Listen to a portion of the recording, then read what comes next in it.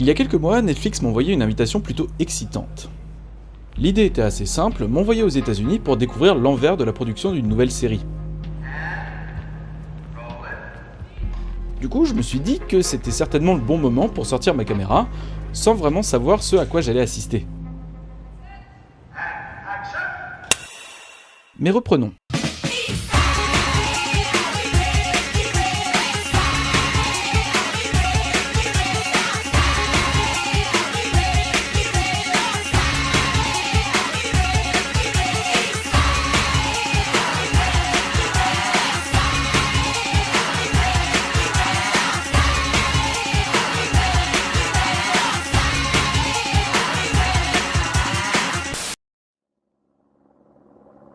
Bon, Atlanta, une ville que je connaissais pour son passé un chouille important dans l'histoire des États-Unis. Elle a quand même vu naître cet homme-là.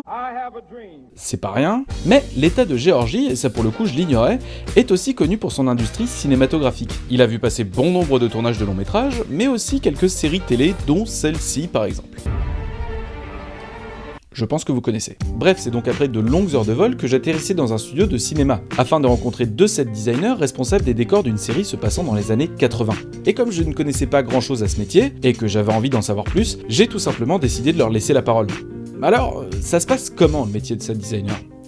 I had about 6 weeks prep, but we didn't have all the scripts at the beginning. Yeah. But we knew the story arc, and the way the story is set, our sets, our characters' homes, the police station, our lab, we were pretty much locked into those locations. So even if I didn't know exactly what was going to happen, I would know that I needed, you know, all the stuff for the police station, or clipboards and hazmat suits and things for the lab.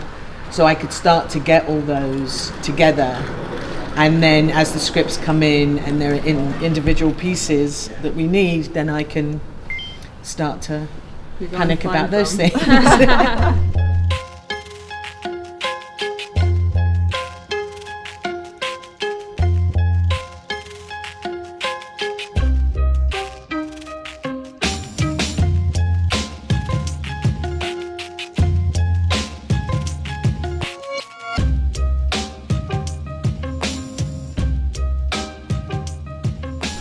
None of it was that difficult to find. There were things like the bicycles, because sometimes we use stunt riders or different things. I need, like I said before, I need multiples of things. Sure. So I couldn't go and buy old bikes that might not work or might break. So we bought all new bikes and then doctored them all up. They've all been individually painted, and we bought handle things that were period and the lamps that were period, and we put all those together and then did things like this with the tape and the aging, so that we created the look of period bikes using new bikes that I could do multiples of. Yeah, sure. Cool. Yeah, let's take a look. D'accord, donc en fait ce que je comprends, en plus de trouver que le métier de décorateur ça a l'air grave cool, c'est qu'il faut être sacrément attentif à plein de petits détails. Des détails qui vont jouer dans la création d'un univers cohérent. Mais du coup, ils se fournissent où ? Enfin, je veux dire, il y a des dealers d'objets rétro, ça se passe comment? We spend a lot of time going to estate sales. Ouais, tout simplement en fait. Which is it's when a person passes away and they don't have family to manage their belongings. It's really sad actually, but you go into their house and everything is just for sale. In a lot of cases, you're like just walking into a time capsule. So we spent a lot of time walking into just homes that hadn't changed since the 60s and 70s and 80s, and we just bought everything, you know. And from there we have this big, incredible stock of very real, very lived in sort of period pieces. That's, you know, why this set feels so real, because the reality is that all this stuff really did earn its age by being lived in, you know.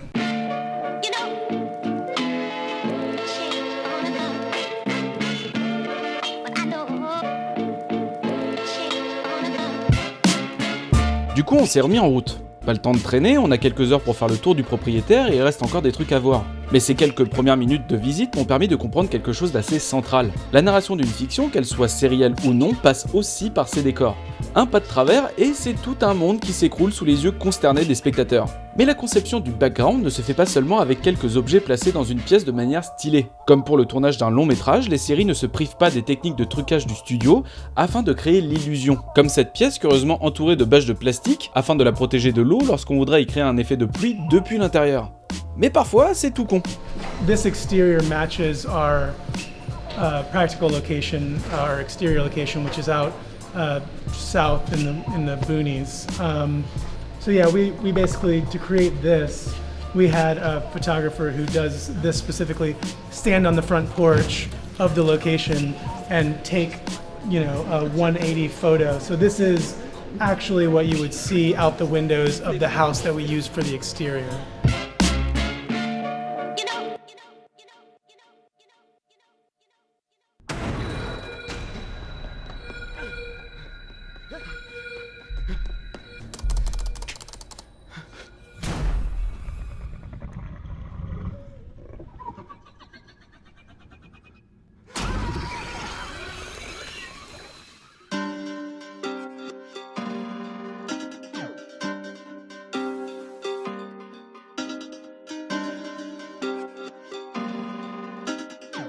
This is sort of at the center of what went wrong. This is where our character 11, our test subject, is.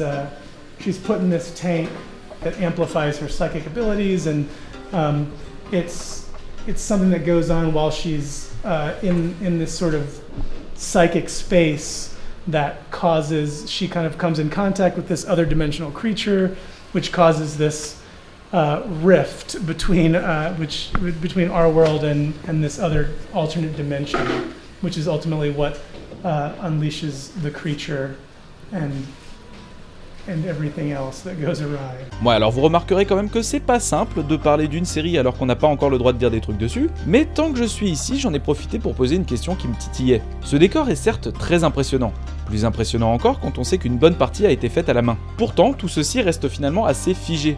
Et à bien y regarder de près, ça sonne quand même un peu faux tout ça, non? Donc du coup, c'est quoi le truc pour rendre tout ça plus... plus vivant du coup? The first layer we do with all of this practical effects, and then once that's all, obviously we shoot it this way, and then CGI goes in and they add a bit of dimension, and they add, I think, some motion as well to some of the tentacles. Although we do have, in a lot of places, there are bladders built in, so we have physical motion and all of this stuff. But yeah, there will be a good bit of CGI, particularly right here. This rift goes into another dimension, so there's this sort of undulating organic membrane that some of our characters pass through, which leads into the netherworld. Bon, même si le résultat final risque bien d'être impressionnant, ma question n'en était pas moins rhétorique. Sans vouloir faire de généralité, car il s'agit bien là d'une série parmi tant d'autres, il semble tout de même assez évident que bon nombre des décors passent par une phase de post-production plus ou moins lourde, en ajoutant à la prise de vue réelle un certain nombre de couches d'effets numériques. C'est ce qu'on appelle le compositing, et c'est d'ailleurs ce même procédé qui est utilisé pour un personnage un peu particulier de la série. It's always a really challenging thing though to wear a creature suit.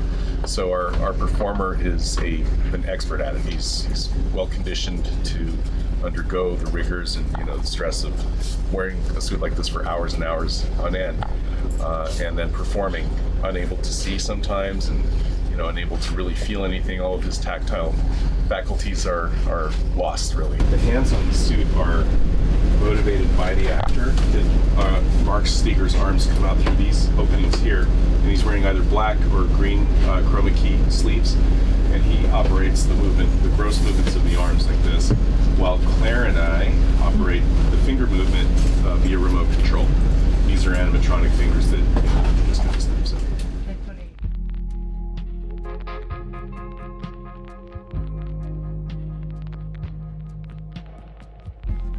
À peine nous étions arrivés qu'il était déjà temps de reprendre la route. Mais avant de nous diriger vers l'aéroport, nous avons eu la chance d'assister au tournage d'une scène dans un lieu radicalement différent du précédent. Car même si une bonne partie de la production d'une série se fait dans les décors éphémères d'un studio, il n'empêche que les environnements dits réels sont eux aussi très souvent sollicités. Alors bien évidemment, ces décors sont réarrangés en fonction de ce que l'on veut montrer, que ce soit avec un éclairage travaillé ou un agencement particulier des éléments du cadre. Mais en parcourant les couloirs de cette école désaffectée transformée en plateau de tournage pour l'occasion, je me suis rendu compte que faire un bon décor n'est pas forcément synonyme de sophistiqué. Car parfois, il suffit peut-être d'un simple gymnase et de bons dialogues pour nous raconter une histoire qui a de la gueule.